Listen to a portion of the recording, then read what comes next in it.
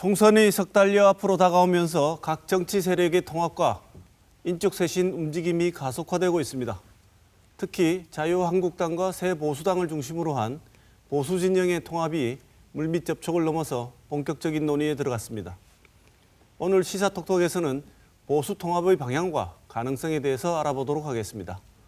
먼저 오늘 나와주신 두 분 패널을 소개해드리도록 하겠습니다. 김태일 영남대 정치외교학부 교수 나오셨습니다. 네, 안녕하십니까.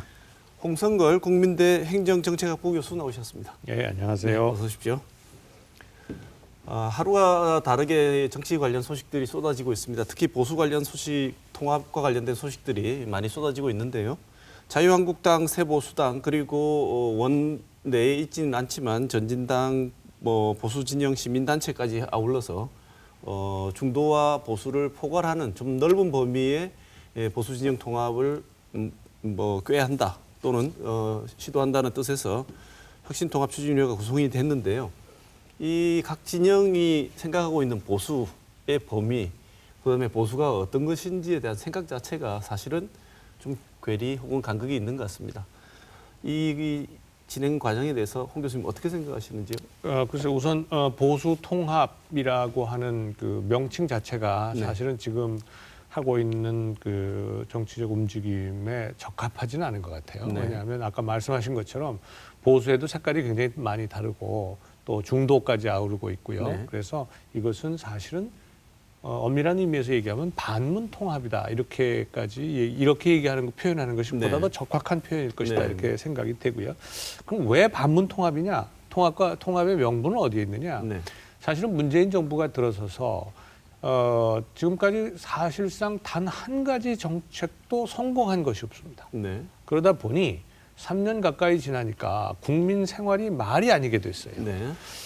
지금 여기 대구도 마찬가지겠습니다만은 서울 시내에 이렇게 다니다 보면요, 그 황금 상권이라고 하는 명동, 종로 1가, 2가, 3가, 광화문, 무교동 이 일대에 1층에 아주 그야말로 기가 막힌 그 상가들이 평생 저는 단 한 번도 그런 현상을 본 적이 없는데 최근에는요 거의 임대 광고 그러니까 비어 있어서 전부 임대하고 있는 게 굉장히 많습니다. 네. 근데 그게 몇 달씩 지금 비어 있는 게 부지기수예요. 네.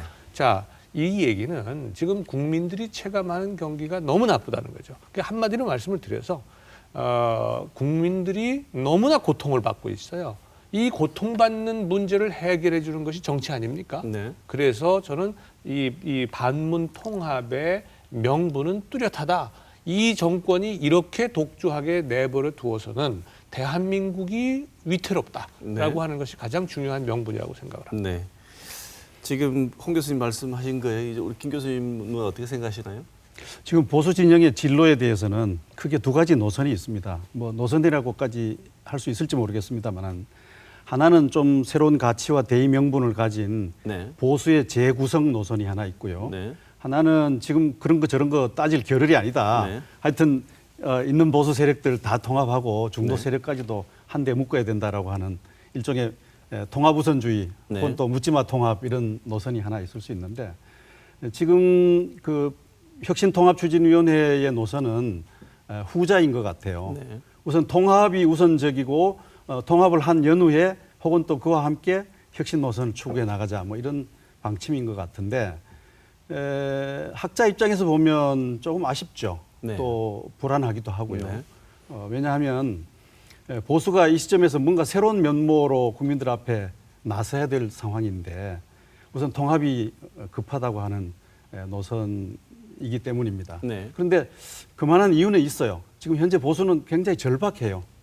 2016년도 총선 패배, 2017년 탄핵, 2017년에 대선 패배, 네. 2018년 지방선거 참패, 계속 이제 패배해 오면서 질이 멸렬한 상태에 있으니까 이제 다가오는 총선에 이길 수 있는 가능성이라고 하는 것은 통합밖에 없다 이렇게 생각하고 있는 것 같습니다. 네. 그러나 굉장히 아쉬운 대목이 있는 것은 사실입니다. 보수 통합이라는 이름 하에서 진행하고 있는 이 혁신통합추진위원회 내부에서도 김 교수님 방금 말씀 주신 것처럼 선 통합이 우선이라고 하는 쪽과 이번에 보수의 그 가치와 노선을 새롭게 한번 정립해보자는 쪽이 그 내부에서도 많은 갈등을 빚고 있는 것 같습니다. 그래서 또 역시 통합하자고 하는 이 회의에서 모여가지고 또 다시 분열하는 모습을 보이는 것을 보여주고 있는데요. 보수 진영 입장에서는 이렇게 절실한 통합인데도 불구하고 이 선거를 앞두고 이렇게 자꾸 분열 모습을 보이다 보니까 국민들이 볼 때는 뚜렷이 지지할 수 있는 하나의 대안으로서 성장을 못하고 있는 것 같습니다. 네, 맞습니다. 지금 말씀하신 것처럼 통합 통추위 만들어 가지고 활동한다 그러면서 자기들이 또 티격태격한다. 네. 그럼 그 모습이 무엇으로 보이느냐? 결국은 밥그릇 싸움으로밖에 보이질 않고 네. 그야말로 올드 보수의 모습을 그대로 다시 한번 재현하는 거 아니겠어요? 그러니 지금 이러고 저러고 할 때가 아니다. 이런 조건 저런 조건은 전부 다 소위 말해서 사치에 불과하다. 그러니 어떻게든 국민을 고통에서부터 벗어나게 하고 이 위태로운 대한민국을 정상 궤도로 옮겨놓기 위해서는 그야말로 표현은 좀 거칠더라도 닥치고 통합이라고 보통들 얘기하잖아요. 일단 합치고 그리고 나서 그 모습을 혁신되는 모습을 보여야지 통합하는 가운데서도 가치나 잡혀놓고 이렇게 저렇게 싸우고 하면 국민들이 새롭게 보아주질 않는다. 네. 그래서 말씀을 드린 네. 거죠. 지금 한 가지 좀 희망이 있다고 하는 것은 네. 현재 보수 진영의 이러한 통합 노력이 그 전하고 다른 점이 뭐냐 하면 정치 세력만이 아니라 보수 진영의 시민 단체들이 함께 참여했다고 하는 사실입니다. 사실 그간에는 보수 진영 쪽에서는 이런 실험은 없었습니다. 네. 새로운 어떤 이 모양이라고 하는 것이 뭔가 좀 가능성을 기대하게 만드는 네. 이제 그러한 요인이 아닌가 싶은데요. 좀 네. 지켜봐야 되겠죠. 네. 일각에서 이렇게 그냥 우스갯소리처럼 하는 얘기지만 문 대통령은 참 야당복이 많다는 얘기를 하지 않습니까? 네. 야당복이 많아서 홍 교수님 지적하신 것처럼 정책에서 별로 뚜렷한 성과를 못 냈음에도 불구하고 야당이 여전히 질의멸렬해서 제 기능을 못해서 여당의 지지율이 지금도 어느 정도를 유지하고 있다. 이렇게 말씀하시는 분들도 있는 것 같아요. 이렇게 여당과 정부가 제대로 된 성과를 못 내고 있음에도 불구하고 국민들께서 여당을 여전히 야당보다 더 높은 지지율을 보내고 게다가 이번 선거의 쟁점이 뭐냐고 물어봤을 때는 심지어 정권 심판보다는 야당 심판이 훨씬 더 높은 수치로 나타나는 이유는 뭘까요? 뭐 저는 양쪽에 다 우선 이유가 있다고 생각을 해요. 네. 우선 문재인 정부 쪽에 그 여당 쪽에서 보면은요.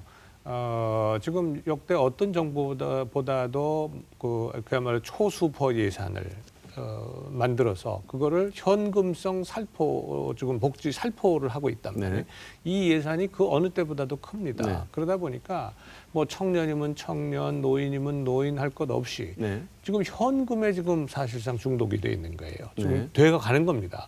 자, 역대 어느 정부가 이렇게 나한테 돈을 준 적이 있느냐? 돈을 뿌린단 말이에요. 그것이 나중에 가서 뭐 빚더미로 돌아와 가지고 나라가 위태롭게 되거나 말거나 하는 것은 지금 당장의 의사 결정에 큰 영향을 미치지 못하고 네. 당장 지금 어려워졌는데 그러니까 이렇게 해주니 얼마나 내가 좋으냐라고 하는 측면이 하나 네. 있는 거고요. 또 상대적으로 볼 때 야당은 그동안에 국회에서 그 소위 그 자유한국당이 그 소위 그 활동을 한 것을 보면요. 민생과 관련해서 국민들을 만족시키고 국민들을 행복하게 해주는 것에 대해서는 뚜렷한 실적이 없어요. 네.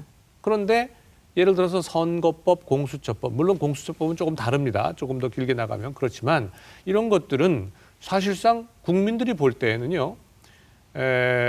밥그릇 싸움처럼 보이는 거예요. 네. 굉장히 중요한 법이에요. 사실은 민주주의를 실현하느냐 못하느냐 굉장히 중요한 법이긴 합니다만은 네. 국민들의 입장에서 볼 때, 유권자 입장에서 볼 때는 이게 나하고 무슨 큰 상관이 있어? 자기들 자리에 대한 거지? 이런 생각만 있는 거예요. 근데 그걸 가지고 각종 민생과 관련된 법안이라든가 국민 안전과 관련된 법안이라든가 이런 것에 대해서 그냥 전반적으로 반대하고 필리버스터하고 뭐 이런 것만 보였던 겁니다. 네. 그러니 국민들 입장에서 볼 때 야, 이런 야당에 내가 지금 지지를 보내고 표를 줘야 되나? 표를 줄 수가 있나? 네. 문재인 정부 못한다. 나 동의한다. 그런데 내가 야당에 표를 주려는데 표를 줄 만한 야당이 지금 안 보이는 거예요. 네. 그러다 보니까 지금 사회자 말씀처럼 지금 지지율, 대통령 지지율을 비롯해서 이런 것은 높고 상대적으로 보수 정치에 대한 보수 정당에 대한 지지는 좀 낮다. 네. 이렇게 보여집니다. 김 교수님 왜 마음을 안 주는 걸까요, 국민들이? 제1야당의 책임이 크죠. 네. 돌이켜 한번 보면 야당이 지리멸렬한 상태에 있다가 네. 황교안 대표가 등장하면서 이 반전의 계기를 만들지 않았습니까? 네. 그래서 지지율도 좀 올라가고 또 아주 허탈 상태에 있던 야당 지지자들이 결집하기 시작했습니다. 네. 근데 문제는 이제 거기까지였다고 하는 점입니다. 네. 그 이상의 달라진 면모를 보이지 못했기 때문에 현재 야당에 대한 국민들의 지지는 아주 인색할 수밖에 없다고 네. 하는 것입니다. 네. 홍 교수께서도 말씀을 하셨지만 황교안 대표가 야당을 이끌면서 보여주었던 모습이 기억에 남는 것이라고는 뭐 장외투쟁, 단식, 삭발, 그다음에 또 내부의 의회 내부의 여러 가지 반대투쟁.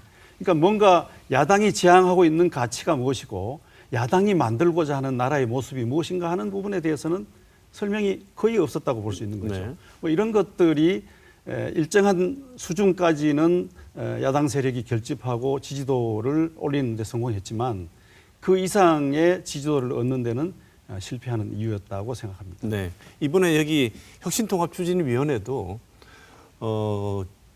박영준 교수가 추진하고 있는 이 성격이 현실 논리보다는 사실은 약간 지향성을 가지고 있는 위원회라고 보이는데요. 이 위원회가 실현 가능성이 얼마나 된다고 보십니까, 홍 교수님? 글쎄요, 그거는 뭐 우리가 뭐 높다 낮다를 참 얘기하기는 어려울 것 같습니다. 네. 이 문제가 쉬운 문제였다면 그러면 지금까지 통합 안 되고 여태까지 이러고 지리멸렬하겠습니까? 네. 굉장히 어려운 문제죠. 네. 그러니까 사실은 지금 시간에 쫓기고 있습니다. 그러니까 대선 총선 90일도 안 남은 상태고 그래서 이제 이 상태로 선거에 임하게 되면 소위 그 보수 정치 세력이 공멸할 가능성이 있다라고 네. 하는 위기감에서 이것이 이루어지는 거거든요. 그래서 그런 점에서 본다면 결국은 참여한 사람들이 얼마나 자기 자신들의 기득권을 내려놓느냐. 다시 얘기해서 모든 걸 다 땅에 버리고 새로운 마음으로 아까 말씀드린 것처럼 지금 그야말로 위기에 빠진 대한민국을 구하자. 국민들을 우리가 좀 회생시키자. 네. 예? 이러한 것만 가지고 나간다면 성공 가능성이 높은데 거기서도 다시 또 무슨 3원칙이니 6원칙이니 뭐 이렇게 얘기를 한단 말이에요. 그 탄핵 얘기 한번 생각을 해봅시다. 탄핵은 이미 역사입니다. 이미 역사예요. 그게 찬성하느냐 반대하느냐라고 하는 것은 이미 역사고 네. 사과하느냐 마냐하는 것도 역사예요. 네. 이 탄핵 문제를 가지고 서로가 뭐 티격태격 싸운다면 역사하고 지금 다툴 겁니까? 당장 선거 앞에 놓고 네. 이런 어리석은 일이 어디 있느냐 그 말이에요. 네. 저는 뭐 제가 그야말로 소양이 없어서 그런지 모르겠으나 현실의 정치인들 하는 거를 보면 너무나 답답한 일이 많아요.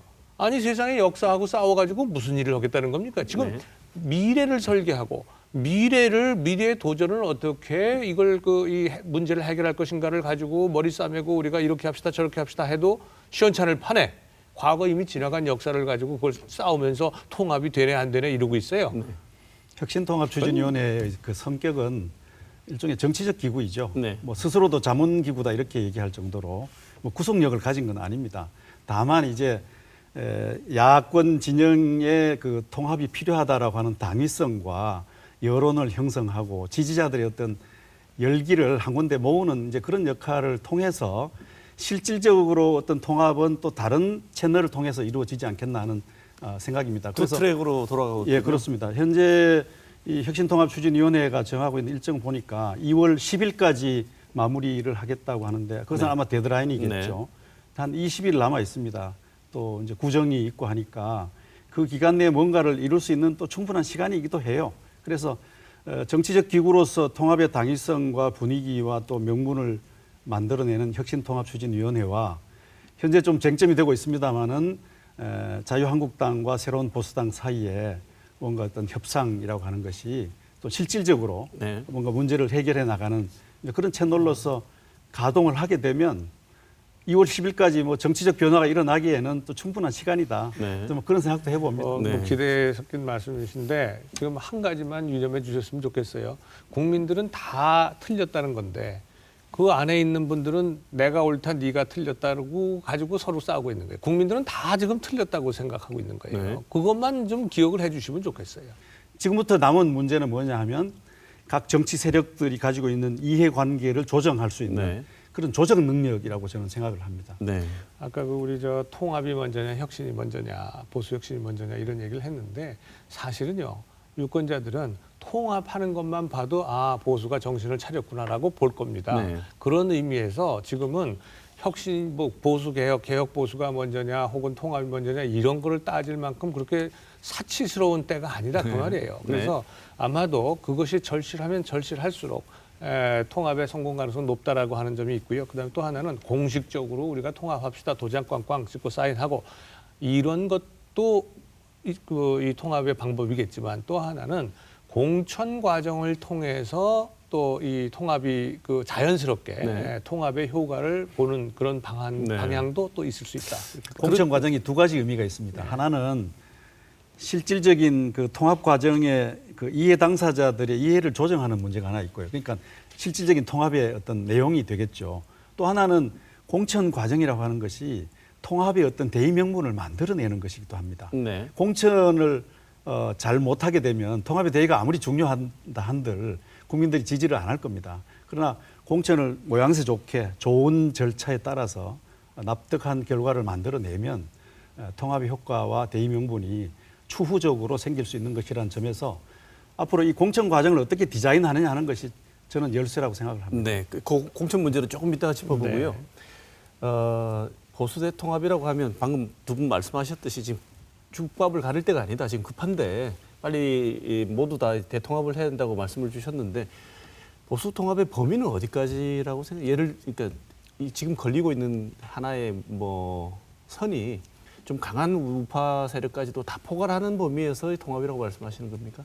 지금 통치나 이런 데에서 합리적으로 해가지고 그 서로가 의견이 안 맞을 거 아니겠어요? 네. 우리 공화당 예를 들어서 단적으로 예를 들어봅시다. 우리 공화당 이거 못 받겠다 극단적으로 그러면 그걸 빼놓고 하는 거예요. 안철수 세력 이거 못 받겠다. 그러면 빼놓고 하는 겁니다. 그래서 적당한 선에서 통합이 이루어져가지고 그것이 국민들께 유권자들께 대한 세력으로 인정받는 거. 그렇게 되면 그다음에 유권자들이 알아서 거기에서 의사 표현을 통해서 선택을 할 거다. 그런 말씀. 제1야당인 이제 자유한국당을 중심으로 얘기를 좀 해보면 오른편에 이제 우리공화당이 있지 않습니까? 오른편이죠. 네. 그다음에 이제 왼편에는 새로운 보수당, 그다음에 그 왼편에 또 안철수로 네. 대표되는 또 이 중도 세력들 이거를 다 아우르는 것이 이제 이른바 빅 텐트이죠. 빅 텐트 중에서 가장 큰 텐트입니다. 그럼 가장 작은 텐트는 뭐냐면 자유한국당과 새로운 보수당이 합쳐지는 네. 것입니다. 근데 이제 이게 자유한국당 입장에서 보면 어떤 전략적 함의가 있느냐 하면은 저는 자유한국당은 일단 새로운 보수 정당과 결합하고 그보다 조금 더 나아가서 어쨌든 중도에 있는 세력들을 규합하는 것이 전략적으로 굉장히 중요한 의미가 있고 그러한 과제가 전략적으로 우선적이라고 생각합니다. 왜냐하면은 이미 오른쪽 부분은 황교안 대표가 충분히 다져 놓았습니다.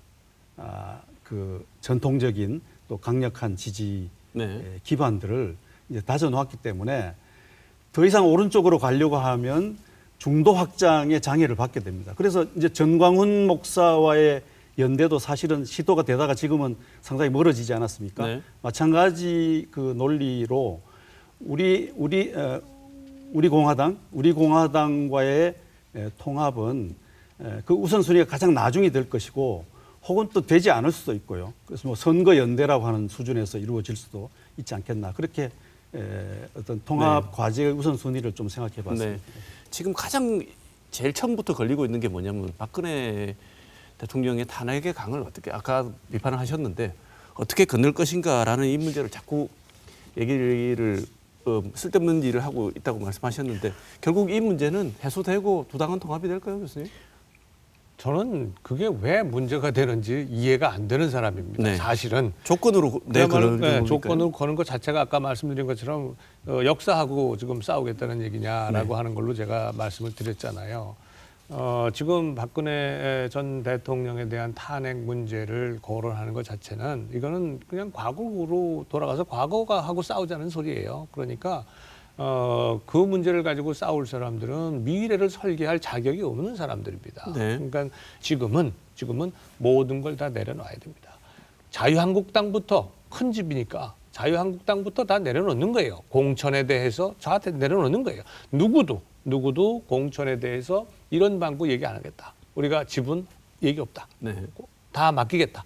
똑같이 새로운 보수당도 다 내려놓자. 네. 그래서 한꺼번에 그 이 공천이 혁신이 이루어지고 네. 새로운 인물 새 시대가 지금 들어와야지 네. 새 시대를 그 만들어 가야지 거기에서 자기 정당의 무슨 어떤 지분이라든가 내 지역구라든가 이런 거 생각하기 시작하면 그건 이미 다시 구시대로 돌아가자는 얘기죠. 네. 근데 그게 좀 간단치 않아요. 네. 탄핵을 넘어서라고 말했는데 네. 이제 그것이 뭘 의미하는지는 아직 애매한 상태거든요. 네. 탄핵 반대, 탄핵 찬성이 어느 쪽이 더 정당했느냐 이것을 따지자는 것인지 아니면 현재 따지지 말자는 것인지 분명치 않은데 내부적으로는 그 문제를 보류해 놓을 수 있죠. 네. 뭐 넘어라고 하는 이제 포괄적인 얘기로 그 따지는 걸 보류해 놓을 수 있는데 그러나 선거가 진행이 되면 반드시 유권자들이 질문을 던질 것입니다. 그렇습니다. 네. 보수당에 대해서 박근혜 대통령 탄핵에 대해서 어떻게 생각하시오라고 하는 질문을 받게 되기 때문에 그것이 간단한 문제는 아닌 것이라고는 볼 수 아니죠. 있죠. 그러나 현재 상태에서는 내부적으로 이해관계를 조정해 나가는 과정에서는 그 문제를 좀 꺼내놓고 따지지 말고 좀 보류해 두자라고 하는 것은 하나의 잠정적 해결책이라고 볼 수가 있다고. 말씀하신 대로 다 내려놓고 새로 시작을 해야 된다면 그건 누가 하죠? 그거는 그 정당이 해야 될 가장 기본적인 일입니다. 네. 흔히 뭐 이해관계 밥그릇 싸움이라고 말하는데 사실은 밥그릇 싸움이 정당 활동의 중요한 내용을 이루고 있기 때문에 네. 그러한 문제를 어떻게 잘 조정해 낼 수 있는 능력이 있느냐 하는 문제인데 그게 좀 걱정스럽죠. 왜냐하면 현재 황교안 대표나 또 유승민 대표가 지도력을 그렇게 많이 가지고 있는 것 같지 않습니다. 보수 진영 내에서 미치는 영향력이 굉장히 제한적입니다. 네. 자유한국당 내에서 황교안 대표의 영향력은 사실은 내부적으로는 우리가 알고 있는 것보다도 훨씬 더 작습니다. 네. 또 그 바깥 진영에 있어서 유승민 대표가 미치는 영향력도 사실은 굉장히 작습니다. 네. 이제 이런 리더십의 부재 혹은 리더십의 취약이라고 하는 것이 가장 중요한 그 공천을 둘러싼 이해상충 문제를 어떻게 교통정리해 나갈 것인가 하는 점에 대해서 네. 굉장히 우려를 갖게 하는 요인이라고 볼 수가 있죠. 저는 그 질문에 대해서 지금 현재 입장에서는요. 공천관리위원회가 키를 쥐고 있다고 생각을 합니다. 네. 그러니까 지금 뭐 물론 지금 출범하는 거는 자유한국당이 먼저 그 했습니다마는 네. 결국은 여기에 관련된 통합에 관련된 모든 세력들이 공천관리위원회를 합의를 해야 되는 거죠. 그리고 공천관리위원회의 결정에 모두 다 승복을 하겠다는 백지 위임을 해야 됩니다. 네. 그렇지 않고서는 지금 소위 말해서 무슨 통합의 어떤 뭐 그 빅텐트고 스몰 텐트 간에 아무런 의미가 없어요. 네. 통합에 참여하고 있는 그 제 세력들이 합의할 수 있는 공천심사위원회를 이제 구성하는 것이 가장 출발점이겠죠. 네. 이제 그다음에 중요한 것은 룰입니다. 지금 나오는 얘기 중에 하나는 100% 국민 경선으로 하겠다 하는 네. 얘기지 않습니까? 네. 그건 뭐 국민 경선의 투표 형식일 수도 있겠고 여론조사 형식일 수도 있겠는데 네. 근데 이건 굉장히 취약점을 가지고 있습니다. 뭐냐하면 이미 정치인으로 활동하고 있는 명망가들에게는 너무나 유리한 제도이지만 그렇죠. 네. 현재 이 시점에서 보수가 쇄신하고 리더십을 물갈이해야 되는 이런 과제를 수행하기에는 너무나 취약한 제도입니다. 네. 그래서 이 공천 룰을 어떻게 정하느냐가 이제 그 다음 과제인데 저는 그렇다고 해서 공심위가 안에서 또 나눠먹기를 한다?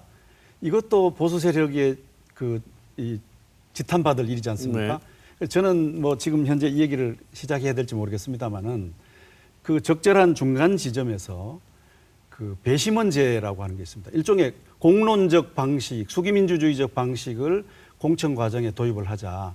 그렇게 되면은 명망가에게 일방적으로 유리한 국민 경선의 취약점도 해결할 수 있고 네. 또 밀실 공천이라고 하는 그런 의혹도 해소할 수 있는 네. 적절한 제도가 아닌가 하는 것인데 사실은 그간에 우리 사회의 이런 그 수기민주주의의 어떤 역량이라고 하는 것이 각 영역 속에서 확인되고 있는 바이기 때문에 이번에 보수 정당이 이 통합 문제를 해결해 나가는 공천 룰의 하나로서 배시 문제라고 하는 공론 방식을 한번 채택해 보는 것이 어떻겠느냐 네. 하는 아이디어를 제가 말씀을 드립니다. 네, 지금 두 분 말씀을 종합하면 당 통합도 물론 중요하지만 지금 당장 앞으로 다가온 선거 상황이란 걸 고려한다면 실질적인 통합의 효과를 발휘할 수 있는 방법은 공천심사위원회를 공정하게 구성해서 그 결과에 승복하고 선거를 일단 치룬 이후에 나온 결과를 가지고 뒤수습을 하더라도 지금 당장은 이것저것 따질 여유가 없다고 생각하시는 거죠? 뭐 시간적으로도 굉장히 부족하고요. 네. 그다음에 아까 말씀하신 것처럼 아까 국민 경선제를 전면적으로 한다라고 하는 것은 저도 굉장히 우려되는 바가 많습니다. 왜냐하면 특히 보수 정치 세력은 보수 정당들은 지금 이 선거에서는 완전한 물갈이 내지는 뭐 그야말로 판갈이를 지금 국민들이 요구하고 있는 것 아니겠어요? 네. 사실상 인적 쇄신을 요구하고 있는 겁니다.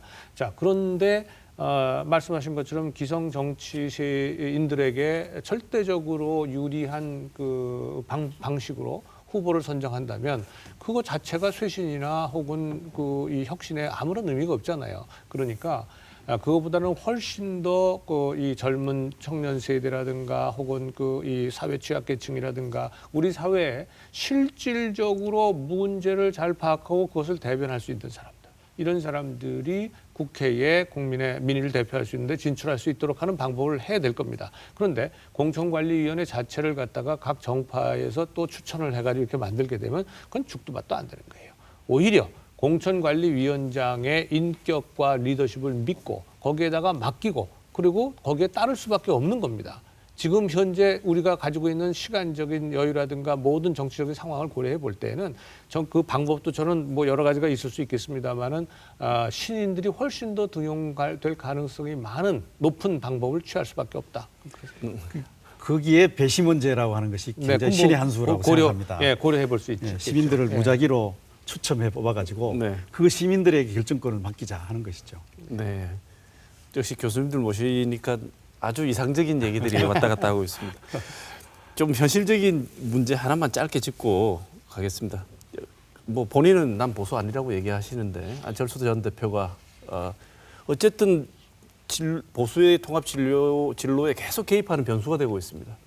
안철수 대표의 결정이 어느 방향으로 진행될 거라고 예측을 하시는지요? 현재는 어느 진영에도 가담하지 않겠다고 선언하지 않았습니까? 네.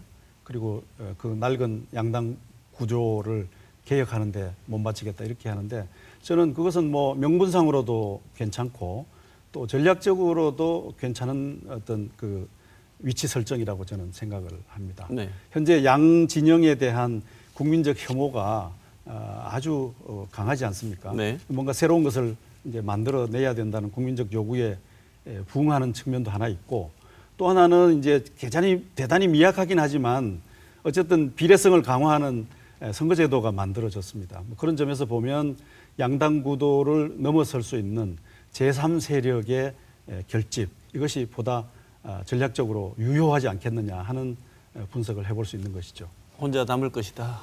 네, 남아서 어쨌든 중도 세력을 결집시키는 역할을 통해서 자신의 어떤 정치적 존재감을 만들지 않겠느냐 하는 것인데 그것은 명분도 있고 또 전략적인 어떤 실효성도 있는 선택이다라는 것입니다. 네, 홍 교수님 어떻게 보십니까?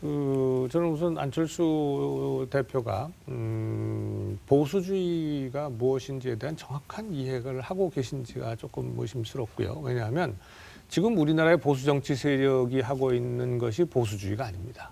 한마디로 말씀을 드리면. 그래서 오히려 보수주의의 선진국에 보면 보수당 혹은 보수 정당들이 오랜 생명력을 가지고 유지하고 국가 발전에 이바지한 것을 보면 보수주의가 그렇게 나쁜 게 아니에요. 네. 무조건 보수는 아니다라고 얘기할 필요가 없는 거죠. 네. 핵심은 뭐냐면 어느 쪽이 더 국민들을 살릴 수 있고 우리 나라를 위기로부터 구해낼 수 있느냐라고 하는 게 핵심이에요. 네. 나 혼자 나 혼자 중간에 남아서 내가 그걸 할 수 있겠다라고 해서 세력이 없으면 아무리 뜻과 이상이 좋아도 실천이 안 되는 거죠. 실현을 못 하는 거죠. 네. 그렇다면 스스로가 판단을 해서 내가 어느 쪽을 선택을 해야 지금 이 시점에 대한민국에서 국익과 그 국민에게 행복을 가져다 줄 수 있을 것인가를 선택을 해야 될 겁니다. 네. 근데 그게 아니고 계속 혼자 남겠다라고 한다면 그 윤여준 전 장관이 네. 얘기했죠. 마라톤 혼자 뛰는 건데 정치를 마라톤 하는 걸 같이 한다 그러면은 그건 뭐 혼자 할 수밖에 없지 네. 않겠느냐라고 얘기한 것처럼 아마도 계속해서 외톨이로 남을 수밖에 없지 않겠나 그렇게 네. 생각이 되네요. 근데 안철수란 지도자의 어떤 정치적 능력은 저도 잘 모르겠어요. 그건 평가는 유보해놓고 어쨌든 분단 체제와 지역주의와 소선거구제에 의해서 지탱되어 온 이 양대 정당 구도가 이제 새로운 어떤 국면을 맞게 되는 것은 분명하니까 어떤 그런 제3세력의 존재의 이유는 저는 있다고 보는 것이죠. 네. 창출도 가능해 보인다고 생각하시는군요. 끝으로 오늘 보수 통합과 관련된 이 주제에 관련된 말씀 중에서 못다 하신 말씀 짧게 마무리 말씀으로 주시죠, 홍 교수님. 하여간 이 보수 통합이라고 보통 우리가 얘기를 하지만 사실은 이 반문 통합이다. 근데 왜 반문 통합이냐? 문재인 대통령이나 문재인 정부가 싫어서가 아니라 그들이 지금까지 해온 정책 실패로 인한 국민들의 고통을 빨리 국민들을 벗어나게 해야 된다. 그런 고통으로부터 그러려면 반문 연대가 절실하다. 이렇게 봅니다. 네. 김 교수님. 전통적인 보수를 안보 보수, 시장 보수 이렇게 말하지 않습니까? 그만큼 안보와 시장을 통한 성장에 기여했다는 뜻이기도 하겠죠. 네. 이제 새로운 보수는 그것 외에 다른 가치들을 추구해야 됩니다. 공정, 정의, 생태 환경, 복지, 인권, 그리고 젠더 이런 가치들이 추가될 때만 새로운 보수가 나라의 희망을 만들 수 있지 않겠나. 또 보수 진영 자신을 위해서도 필요한 일이 아닌가 이렇게 생각합니다. 새로운 가치가 무엇인지를 모색하기를 바랍니다. 네. 흔히 정치가 혐오스럽다는 말씀을 많이 하십니다. 하지만 그 혐오스러운 정치를 바꾸지 않으면 나라를 바꿀 수가 없습니다. 우리 시민들의 선택과 관심이 그 혐오스러운 정치를 참여 가능한 정치로 바꾸는 것 같습니다. 오늘 홍성걸 교수님, 김태일 교수님 두 분 말씀 감사합니다. 네. 감사합니다.